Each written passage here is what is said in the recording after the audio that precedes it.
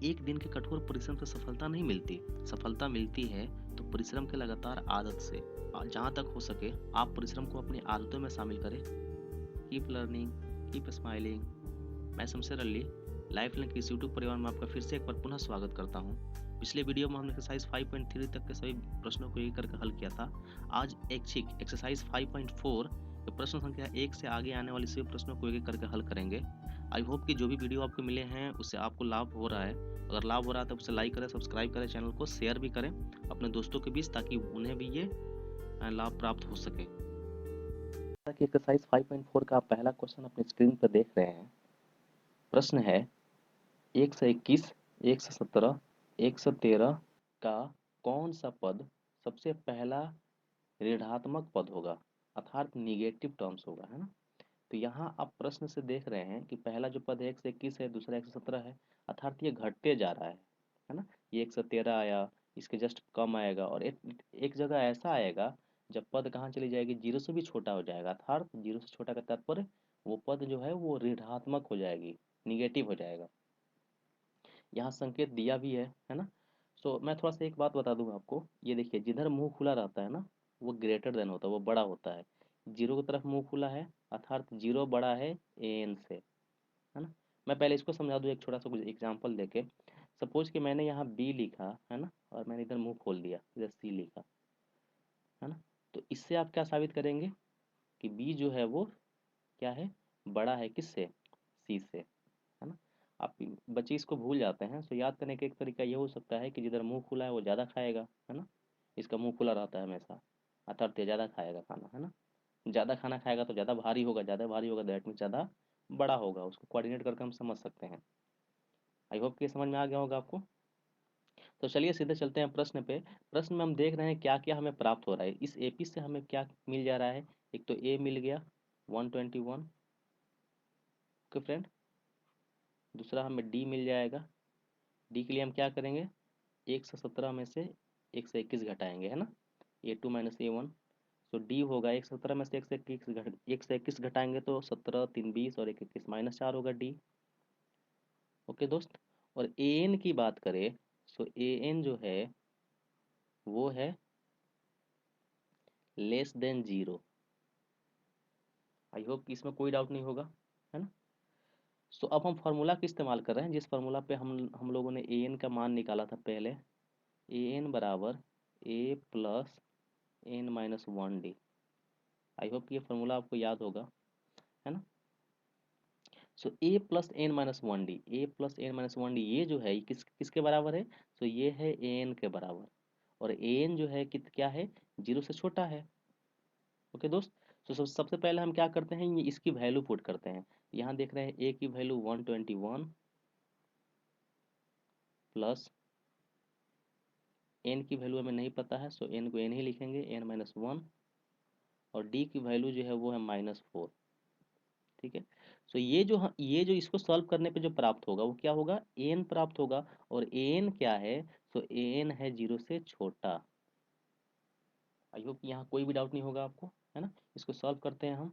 Solve करने पे प्राप्त होगा 121 प्लस, ये देखिए इसको मल्टीप्लाई कर लेंगे, है ना। सो माइनस प्लस एन और -4 मल्टीप्लाई करेंगे तो प्लस माइनस माइनस, और एन 4 मल्टीप्लाई करेंगे तो 4n। ओके दोस्त, यहाँ देखिए इसको भी मल्टीप्लाई करेंगे -4 से, सो माइनस माइनस प्लस 1 4 जा 4 is less than zero. I hope कि यहाँ कोई भी डाउट नहीं होगा आपको यहाँ तक। ओके। जब इसको सॉल्व करते हैं, देखिए सेम प्रजाति का है ना, पहले इसको सिंपल कर लेते हैं हम। तो इसको सॉल्व करेंगे तो 121 plus minus minus 4n plus और plus plus 4 is less than zero. Okay दोस्त। इसको सॉल्व करते हैं, देखिए 4 और 121 दोनों ऐड हो जाएगा। दोनों को ऐड करेंगे तो हमें प्राप्त होगा 125 minus 4n is less than zero. Okay दोस्त। अब ये देखिए, ये यहाँ से हमें दो तरह के सॉल्यूशन प्राप्त होंगे ना। दो तरह के सॉल्यूशन प्राप्त होने का तात्पर्य यह है कि आप तो क्या करेंगे, आप में से कुछ बच्चा क्या करेगा, 125 को राइट साइड में भेजेगा, है ना, कुछ बच्चा -4 को राइट साइड में भेजेगा। तो सबसे पहले हम सॉल्व करते हैं -4 को ही राइट साइड में भेजेंगे, क्योंकि माइनस है, इसको राइट साइड में भेजेंगे तो प्लस आ जाएगा, है ना। तो पहले हम इसको सॉल्व करते हैं। अब इसके साथ खेल रहे हैं ना, आपको ज़्यादा प्रेशर लेने की बात नहीं, इसके साथ हम खेलते जा रहे हैं। हम दोनों दोनों जो वे है, वो दोनों रास्ते को अपना करके देखेंगे क्या हमें प्राप्त हो रहा है, ठीक है। तो जैसे हम इसको सॉल्व कर रहे हैं, हमारे पास मिलेगा 125, okay, is less then, sorry, 4n। Okay दोस्त, आई होप यहाँ कोई भी डाउट नहीं होगा आपको, है ना। यहाँ देखिए, इसको जब हम राइट साइड भेजेंगे तो प्लस में आ जाएगा। सो 125 इज क्या है, ये जिधर मुंह खोला है वो बड़ा होता है ना, 125 छोटा है, तो 125 जो है वो छोटा है 4n से। ओके, सो n की जो वैल्यू होगी, यहाँ देखिए, ये होगा 125, है ना। इसको लेके आएंगे 4 को आप लेफ्ट साइड में, तो ये नीचे आ जाएगा, है ना, वो होगा n। ओके, हम इसको भाग लगाएंगे जब, तो ये भाग हम कहीं और लगा लेते हैं ना, हम यही भाग लगाते हैं आपके सामने ही, ताकि आपको किसी भी प्रकार की शंका ना हो, है ना। तो कुछ बच्चे सॉल्व करने के बाद भी उनको थोड़ा सा स्लो प्रोसेस रहने के कारण समझ में नहीं आ पाता है। तो यहाँ देखिए, 125 में हम भाग लगाएंगे 4 से, तो 4 से भाग लगाने के बाद हमें प्राप्त होगा 4×3 = 12, ये कैंसिल हो गया, ये 5, फिर 4×1 = 4, ये हो गया 1। ओके, सो 31.1/4। ओके दोस्त, तो इसको भाग करने पर हमें प्राप्त हो रहा है 31.1/4। अब ये क्या है, ये जो है, ये n से छोटा है। ओके, ये n से छोटा है। आई होप कि यहाँ कोई भी डाउट नहीं होगा आपको, है ना। दूसरा कंडीशन हम कहीं और कर लेते हैं, इधर कर लेते हैं दूसरा कंडीशन, एक रफ स्पेस बना करके, है ना। इसको समझने का प्रयास करेंगे आप अच्छी तरह से। जैसे देखिए, हमने बताया था किसी का दूसरा कंडीशन लगा कर हम देखेंगे, है ना, दूसरे को हम राइट साइड में भेज के देखेंगे। तो ये जो था हमारे पास 125 -4n इज लेस देन 0 था ना। देखिए, हम इसको राइट साइड में भेजेंगे, है ना। तो इसको कैसे सॉल्व करेंगे, अब देखिए, आप अगर कुछ बच्चे ऐसे होंगे जो इस तरह के सोच रहे होंगे कि ये -4 तो ठीक है, -4n, है ना। अब ये जो होगा, ये राइट साइड में जाएगा तो -125 हो जाएगा, ये सोच रहे होंगे, है ना। बट ये गलत है।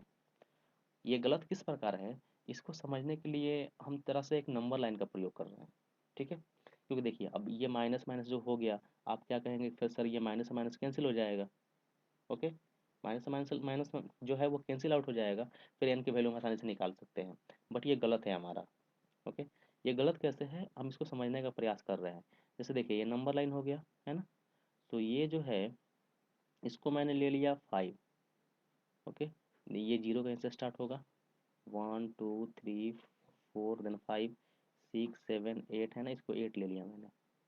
ओके, सो आप इसको अगर जो है ऐसे लिख सकते हैं, 5 इज लेस देन क्या, 8, अर्थात 8 बड़ा है और 5 छोटा है ना।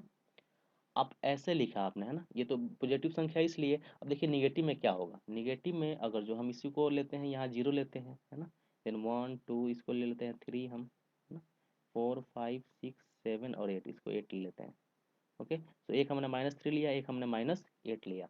तो यहाँ देखिए, हम इसको कैसे लिखेंगे, -3 और -8 को हम लिखेंगे -3 इज, देखिए इसमें -3 बड़ा है कि -8 बड़ा है, इसमें ओबियसली -3 बड़ा है।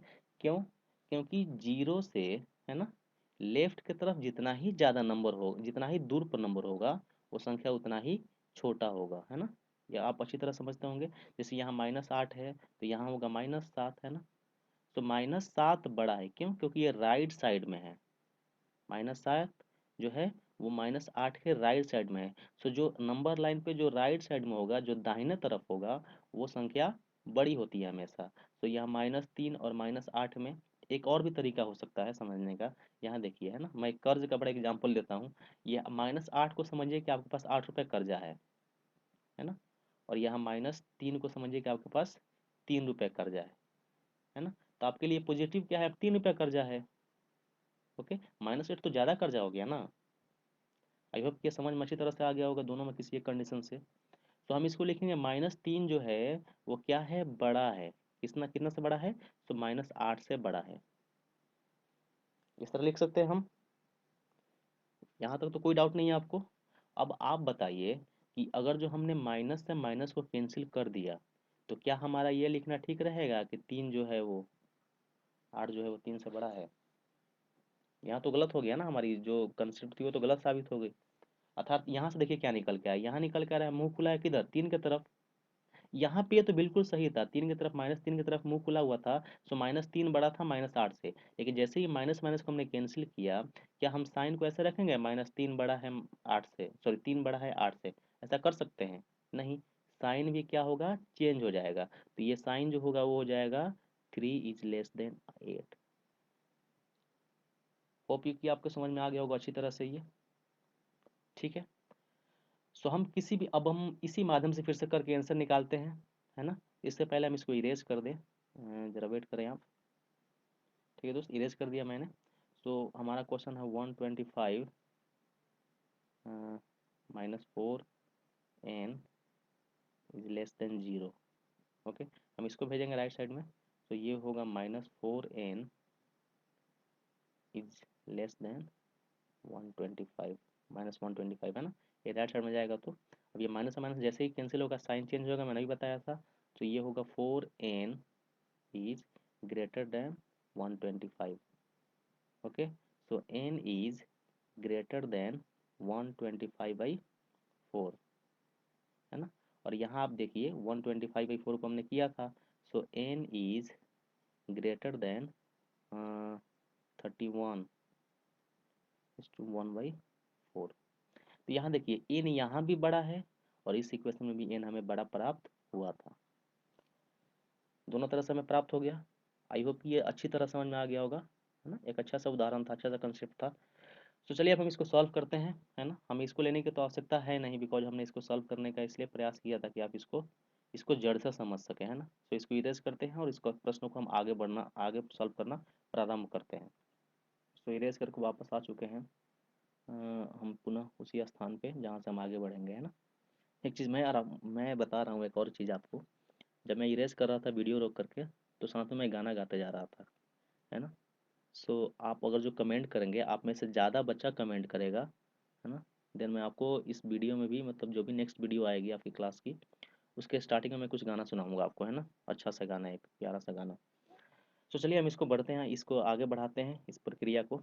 आप यहाँ देख रहे हैं कि n जो है वो बड़ा है 31.1/4 से। तो आपको सबसे पहली जो चीज़ है वो पता होनी चाहिए कि n कभी भी पूर्णांक में या दशमलव में नहीं होता, क्योंकि देखिए यहाँ पहला पद, दूसरा पद, तीसरा पद, वो जब भी होगा एक प्रकृत संख्या होगा, है ना। सो 31 जो है 31:1/4 जो है वो क्या है, छोटा है n से। ओके, बट ये पॉजिटिव में है, ध्यान रखें, बट ये पॉजिटिव में है। सो जो प्रथम निगेटिव होगा, है ना, प्रथम ऋणात्मक पद, है ना, ये निगेटिव पद लिख रहा हूँ मैं, है ना। आप यहाँ ऋणात्मक लिखेंगे तो इससे लिखने में प्रॉब्लम भी होता है। जो ऋणात्मक पद का n होगा, का n बराबर क्या होगा, तो इसके नियर अबाउट वैल्यू, वो भी क्या, इससे देखिए अब ये छोटा है ना, अब इसको और ज़्यादा छोटा करेंगे, अब 30 लेते हैं तो और ज़्यादा छोटा हो जाएगा। सो पॉजिटिव में ही रह जाएगा, बट इसको 31 की जगह हम क्या करेंगे, 32 करेंगे, है ना। सो ये होगा n की वैल्यू 32, है ना। अब देखिए यहाँ कौन सा, सिर्फ n पूछ रहा था, कौन सा पद, ये नहीं पूछ रहा था कि वो पद क्या है ना। जो वो पद क्या है जो प्रथम निगेटिव में होगा, सिर्फ n पूछ रहा, तो सिर्फ हमने n निकाल दिया।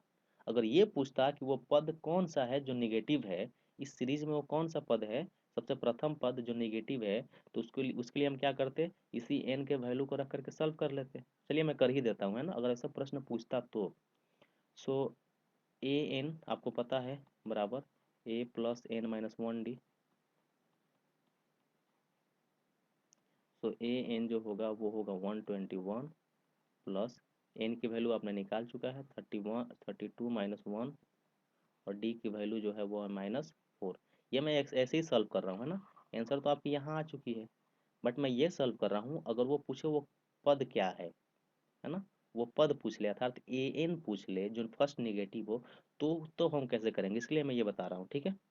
तो इसको सॉल्व करेंगे हम, देन हमें प्राप्त होगा 121 प्लस 32 माइनस 1 इज 31 इंटू -4, है ना।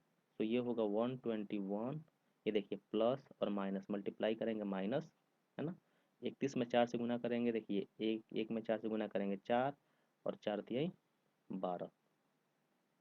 ओके दोस्त।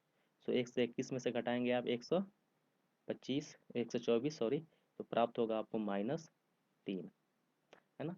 तो वो पद कौन सा है, -3 है, प्रथम पद -3 है, जो क्या होगा, निगेटिव होगा। आई होप यह प्रश्न अच्छी तरह समझ में आ गया होगा आपको, है ना। सो बगैर समय को गंवाए चलिए बढ़ते हैं सीधे दूसरे प्रश्न संख्या 2 पे। सो दोस्त क्वेश्चन नंबर 2 जो है आपकी स्क्रीन पर दिख रहा है, किसी एपी के तीसरे और सातवें पद का योग 6 है और उनका गुणनफल 8 है। इस एपी के प्रथम 16 पदों का योग ज्ञात करना है ना। यहाँ देखिए, यहाँ कुछ नहीं मिलेगा आपको सीधे तौर पे, है ना।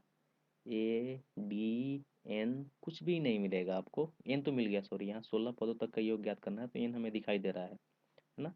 बट ए भी नहीं डायरेक्ट मिल रहा है हमें, डी भी नहीं मिल रहा है, अर्थात वही वही हाल है ना।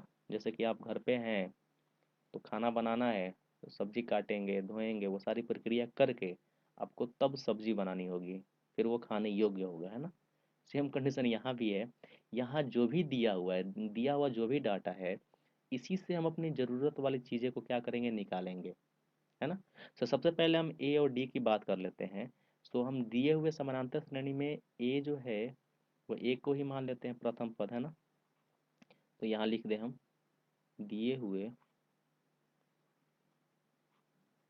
दिए गए एपी में, यहाँ मान रहे हैं हम ना, तो यहाँ माना भी लिखना होगा हमें।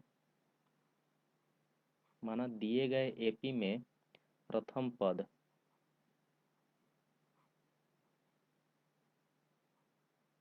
बराबर ए और प्रथम पद हो गया और सार्वंतर मान लेते हैं ना, क्योंकि उसकी डी की भी जरूरत है। अंतर बराबर डी। ओके। सो यहाँ दिया क्या क्या है, देखिए सबसे पहले जो दिया है उसकी बात कर लेते हैं। यहाँ दिया है तीसरा पद और सातवां पद का योग, अर्थात A3 प्लस A7, इन दोनों का जो योग है वो है 6, है ना। अ, योग का योग 6 है और उनका गुणनफल, है ना। गुणनफल की बात करें तो A7 into sorry A3 into A7, है ना। यहाँ देख रहे हैं, देखिए इन दोनों का योग 6 है, तो इन दोनों का योग हमने 6 लिखा है यहाँ। अब इनका दिया, इनका गुणनफल जो है वो 8 है। सो A3 में मल्टीप्लाई करेंगे जब A7 से, देन दिया है इसकी वैल्यू जो होगी वो 8 होगी, है ना। तो ज्ञात क्या करना है, तो हमें ज्ञात करना है, ज्ञात करने वाला एक तरफ रखते हैं हमें ना, हमें ज्ञात करना है, ज्ञात करना है, देख रहे हैं आप 16वां पद तक का योग है ना, 16वां पदों का योग ज्ञात करना है। 16वां पदों का योग अर्थात एस एन, है ना। तो इसमें ज्ञात करना है S16 की वैल्यू, है ना। तो S16 में ज्ञात करना है, आपको क्या क्या दिख रहा है, आपको n की वैल्यू दिख रही है 16, है ना। बट एस एन के फॉर्मूला में पता है आपको, एस एन बराबर क्या होता है, एस एन बराबर होता है n/2 bracket 2a plus n-1 D, है ना। तो यहाँ सिर्फ n की वैल्यू है, a की वैल्यू नहीं है, d की वैल्यू नहीं है। तो हमें निकालना क्या है, a की वैल्यू हमें निकालना है और d की वैल्यू भी हमें चाहिए, है ना। इतनी वैल्यू मिल जाएगी हमें a और d की, देन हम क्या करेंगे, इस पर रख करके और सॉल्व कर लेंगे।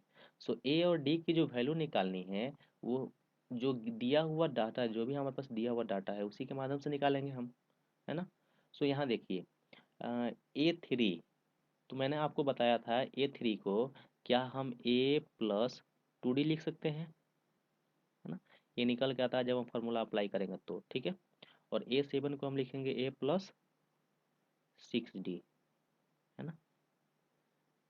जिस बच्चों को इसमें डाउट होगा, आप प्ले लिस्ट में पहले की वीडियो देख ले, स्पष्ट हो जाएंगे, ठीक है। बराबर 6। आई होप कि इसमें कोई भी डाउट नहीं होगा आपको। A3 का वैल्यू लिख दिया हमने A+2D, है ना। और प्लस करना है A7, तो A7 की वैल्यू A+6D बराबर 6। इसको ब्रैकेट में रखेंगे हम, है ना। हालांकि ये प्लस में है तो ब्रैकेट में रखे ना रखे कोई फर्क तो पड़ता नहीं है यहाँ। अब यहाँ देखिए, ये देखिए सेम है ना, A और A, तो हम इसको जोड़ेंगे तो 2A हो जाएगा, प्लस 2 और 6 8D बराबर 6, है ना। और देखिए 2 से कट कट भी जाएगा सब, है ना। 2 से कटेगा तो ये हो जाएगा। चलिए इसको 2 कॉमन ले लेते हैं, 2 इसमें कॉमन ले लेंगे तो अंदर बचेगा A प्लस इसमें होगा 4 दूना 8, 4D बराबर 6, है ना। सो A+4D की जो वैल्यू होगी वो होगी 6 बाई ये देखिए मल्टीप्लाई में है, राइट साइड में जाके डिवाइड में होगा, 6/2 देन 3। सो A+4D की जो वैल्यू होगी वो होगी 3। ओके, इसको हमने मान लिया समीकरण 1। आई होप यहाँ कोई भी डाउट नहीं होगा आपको। चलिए दूसरी तरफ हम चलते हैं और इनके गुणनफल को सॉल्व करने का प्रयास करते हैं हम, ठीक है।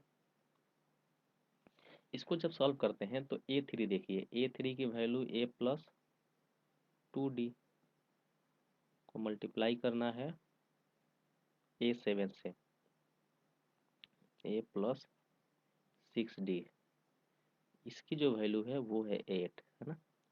अब अगर जो हम इसको मल्टीप्लाई करेंगे तो काफ़ी लंबा चला जाएगा, है ना। जैसे कि A और A स्क्वायर होगा, फिर यहाँ D स्क्वायर भी होगा, है ना। तो काफ़ी लंबा चला जाएगा।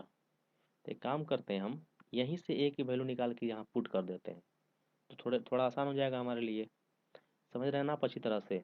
अगर देखिए आपको पता है कि यहाँ A+B, यह बिल्कुल A है, यहाँ 6D है, तो हम इसमें से एक को लेंगे, इस दोनों से मल्टीप्लाई करेंगे, फिर 2D को लेंगे, इस दोनों से मल्टीप्लाई करेंगे, तो ये किस रूप का आ जाएगा, ये A स्क्वायर भी प्राप्त होगा, D स्क्वायर भी प्राप्त होगा, और फिर उसके बाद 2AD भी प्राप्त होगा। तो ये काफ़ी लंबा प्रोसेस हो जाएगा सॉल्व करना हमारे लिए, है ना। सो हम क्या कर रहे हैं, हम यहीं से A की वैल्यू या D की वैल्यू किसी का वैल्यू निकालेंगे और इसमें ले जा करके पुट कर देंगे, ठीक है। सो हम यहाँ कर रहे हैं A की वैल्यू निकाल लेते हैं। A बराबर अगर निकालते हैं हम तो ये होगा 3 - 4D, है ना। इसको हम ले लेते हैं समीकरण 2। या A की वैल्यू करेंगे तो राइट साइड में जाएगा, राइट साइड में जाते ही ये माइनस में कन्वर्ट होगा, ठीक है। सो हम यहाँ क्या कर रहे हैं, A बराबर 3 - 4D, है ना, रखने पर, ठीक है। इसको हम क्या कर रहे हैं, A बराबर 3 - 4D रखने पर क्या प्राप्त होगा, देखिए A की जगह पर रख देंगे हम 3 - 4D, 3 - 4D, ओके, +2D, ठीक है दोस्त। यहाँ देखिए राइट साइड में आप A की जगह पर फिर वही रखेंगे वैल्यू हम, 3 - 4D +6D = 8।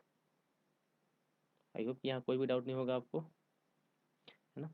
अब देखिए इसको सॉल्व कर सकते हैं हम, ये 4D 2D सेम जाति का है ना, तो ये होगा 3, और 4 रुपये कर्ज है आपके पास, कहीं दुकान में बाकी लगा रखा है आपने, है ना, D के पास, और 2 रुपये उसी D को आपने दे दिया, प्लस में है, दैट मीन्स आपके पास है, आपने दिया उसको, तो बाकी कितने रुपये बचेंगे, 2 रुपये बाकी ही बचेंगे, कर्ज ही बचेंगे, 2D, है ना। नेक्स्ट जब इसको सॉल्व करते हैं हम, देन ये 3, यहाँ -4 और +6 इज +2D = 8, है ना।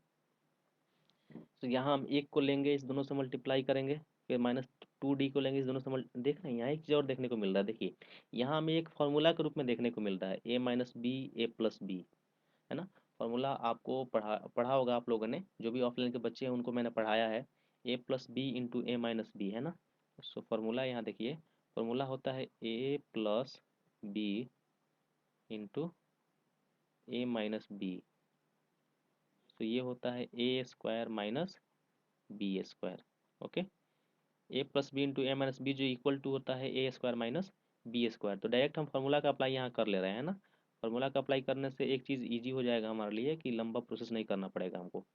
तो यहाँ देखिए ये ए है ना और ये बी, ठीक है। तो ए स्क्वायर दैट मीन्स 3 का स्क्वायर है ना, माइनस बी स्क्वायर अर्थात 2d का स्क्वायर है ना।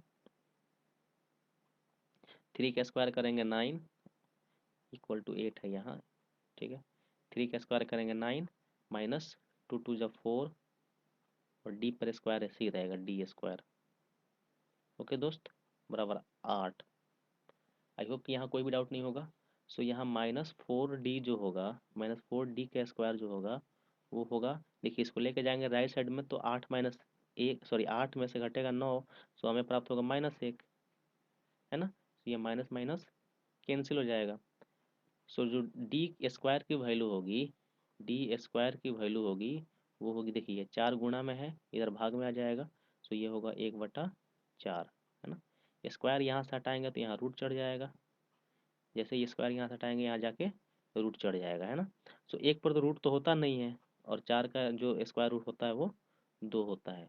तो जो डी की वैल्यू होगी वो निकल के आ रही है, डी की वैल्यू जो निकल के आ रही है वो निकल के आ रही है 1/2।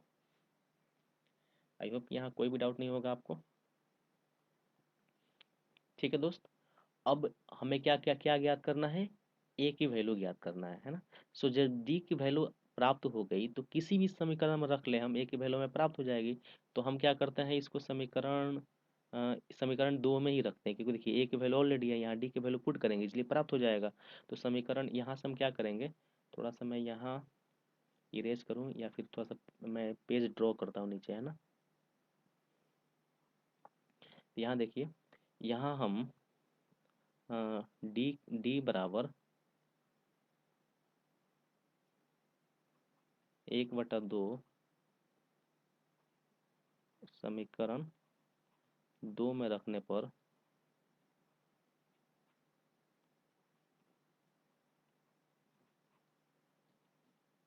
ठीक है, डी का मान जो है 1/2 हम समीकरण 2 में रखते हैं। समीकरण 2 है ए इक्वल टू 3 - 4d है ना। So a equal to 3 - 4 into d is equal to 1/2 है ना। ये कटेगा, 2 बार में -2 होगा, ठीक है। सी होगा ए इक्वल टू 3 - 2 में 1 से मल्टीप्लाई करेंगे 2, सो ए की जो वैल्यू होगी वो होगी 1। ओके दोस्त, आई होप कि यहाँ कोई भी डाउट नहीं होगा आपको। ए की वैल्यू हो गई हमें हमारे पास 1।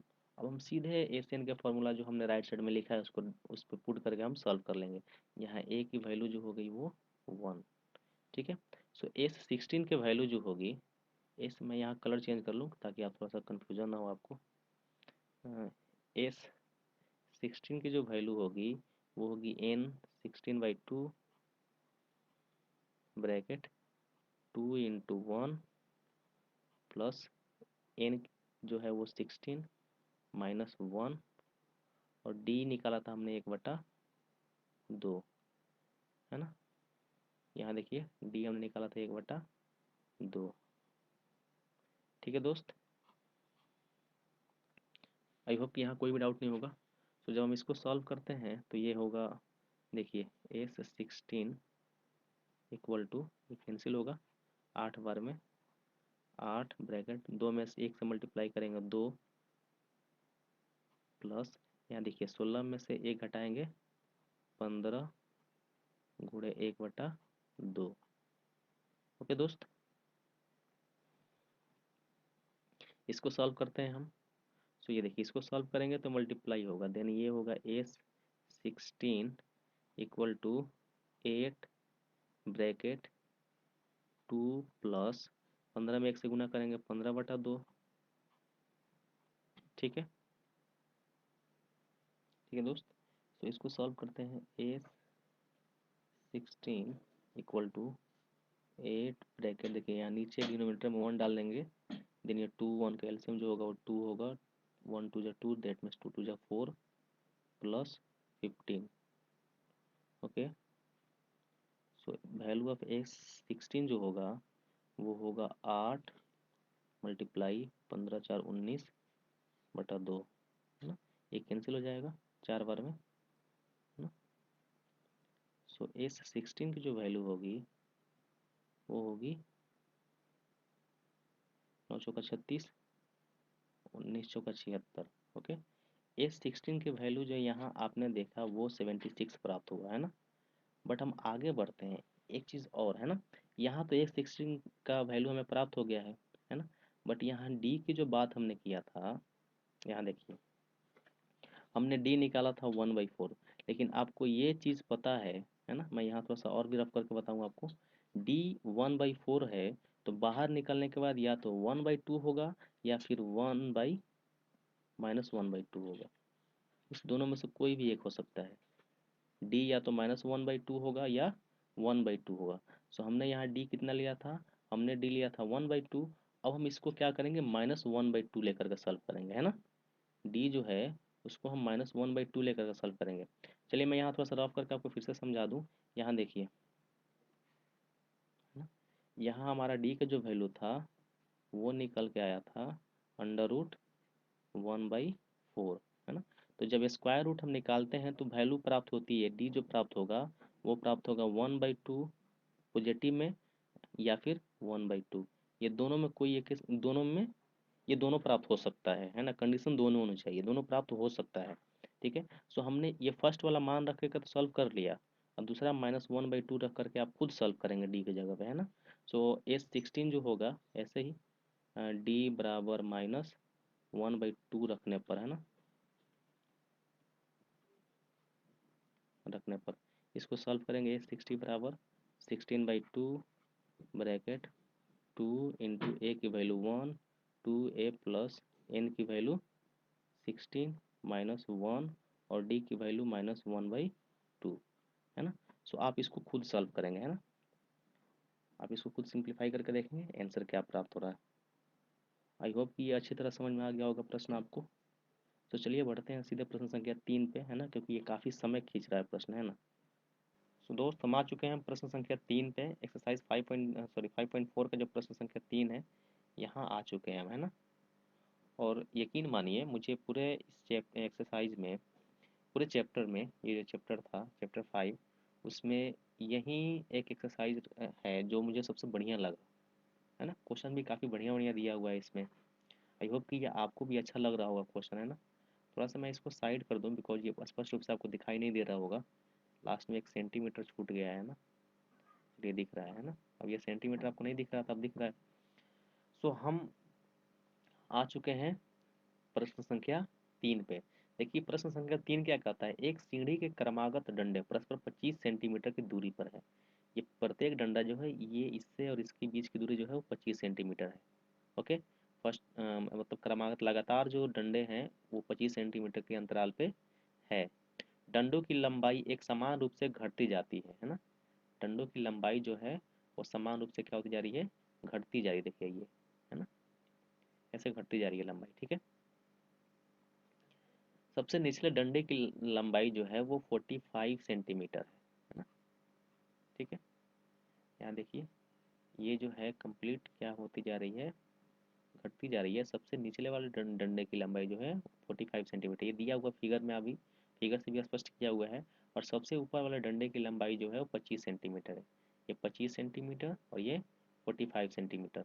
यदि ऊपर और नीचे डंडों के बीच की दूरी जो है, देखिए यहाँ से यहाँ तक की जो दूरी है वो दी हुई है 2.5 मीटर। ओके, ठीक है। तो डंडों को बनाने के लिए लकड़ी की कितनी लंबाई की आवश्यकता होगी, है ना। डंडों को बनाने के लिए लकड़ी की कितनी लंबाई की आवश्यकता होगी, अर्थात देखिए इसमें एक डंडा है, दो, तीन, ऐसे आता जाएगा, 4 5 6 7 या 8, कुछ भी हो सकता है। कितने भी डंडों की संख्या हो सकती है हमें नहीं पता।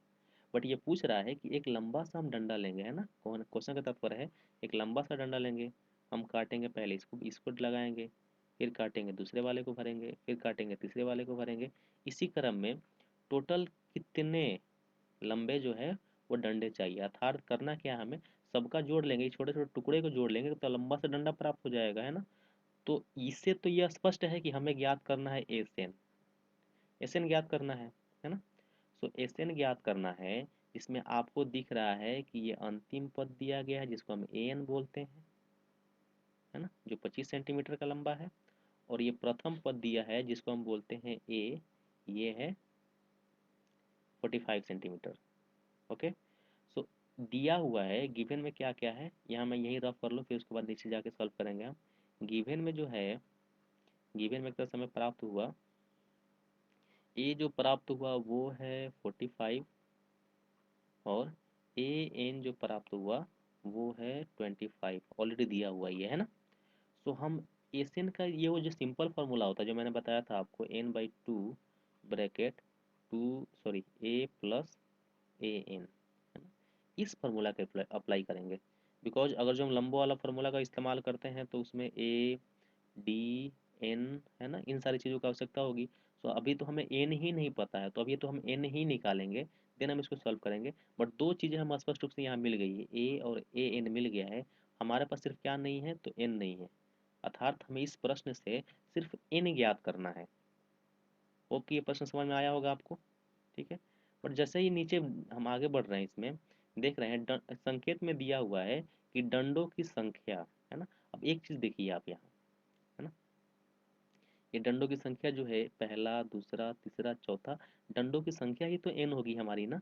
ये देखिए, एन दैट मीन्स टोटल को जोड़ेंगे। अब एन को जोड़ती है, जैसे देखिए यहाँ 2 है, 4 है, 6 है, 8 है ना। तो ये टोटल क्या करेंगे, जोड़ेंगे तो हमारा एस एन प्राप्त होगा। अर्थात ये 1 2 3 4, एन 4 हो गया हमारा, है ना। और सबको जोड़ देंगे तो एस एन प्राप्त हो जाएगा। उसी प्रकार डंडों की संख्या जो होगी उसको जोड़ देंगे तो क्या प्राप्त हो जाएगा, सो एन हमें प्राप्त हो जाएगा। तो एन की वैल्यू जो है वो है डंडों की संख्या। तो डंडों की संख्या में ये ऑलरेडी संकेत दे दिया गया है, और ये संकेत दे करके प्रश्न को काफी इजी कर रखा है इसने, है ना। अदरवाइज ये प्रश्न आपके लिए थोड़ी सी मुश्किल होती, है ना। तो हम इस संकेत के माध्यम से ही सॉल्व करते हैं, या फिर हम अपने तरीके से सॉल्व करें विदाउट संकेत के। मैं इस बात को लेकर कंफ्यूज हूँ, छोड़िए, संकेत को लेकर के जल्दी से कर लेते हैं सॉल्व हम, है ना। फिर आप कमेंट करेंगे तो मैं दूसरा मैं बेसिक से समझा दूंगा इसको। अब देखिए एन की जो निकालेंगे हम, यहाँ देखिए डायरेक्ट कैंसिल हो जाएगा 10 बार में, है ना। Then 10 plus 1 is equal to 11, है ना। तो जो एन की वैल्यू आ गई वो हो गई 11। और कितना इजी सा प्रश्न हो गया ये आपके लिए। आपको निकालना है एस एन, आपको निकालना है एस एन। अब एस एन निकालना बहुत आसान हो गया आपके लिए। एस एन निकालेंगे आप n by two bracket a plus a n से, है ना। इस फॉर्मूला से ऐसे निकालेंगे। सो एस 11, है ना, क्योंकि टोटल रंडों की संख्या कितनी है, 11 है। तो एस 11 जो है वो होगा 11 by two bracket 45 plus 25। Okay, तो ये होगा S 11 equal to 11 by two into 17, 70 होगा ना, 40 20 60 10 70, ठीक है। इसको काटेंगे हम, ये होगा 35 35, है ना। सो एस जो होगा, एस 11 की जो वैल्यू होगी वो होगी 11 इंटू 35, है ना। ओके, सो 35 इंटू 11 करेंगे तो 35 में 10 से गुना करेंगे 350, और 35 दिया 350, और 35 से कम 35, 50 350, 380 385, है ना, 385। ओके, सो एस 11 की जो वैल्यू होगी वो होगी 385। और क्या यहाँ देखिए सेंटीमीटर में है ना, क्योंकि यहाँ देखिए सेंटीमीटर में है। अब ये थोड़ा सा मैं आपको एक और हिंट्स दूँ, ये देखिए ये लंबाई सेंटीमीटर में दिया है ना, इसकी लंबाई सेंटीमीटर में दी हुई है ना। सो ये जो होगी वो सेंटीमीटर में ही होगी, अर्थात उसको कुल कितने लंबे लकड़ी की आवश्यकता है, 385 सेंटीमीटर लंबी लकड़ी की आवश्यकता है ना। आई होप कि ये प्रश्न आपके लिए काफ़ी इजी सा लगा होगा।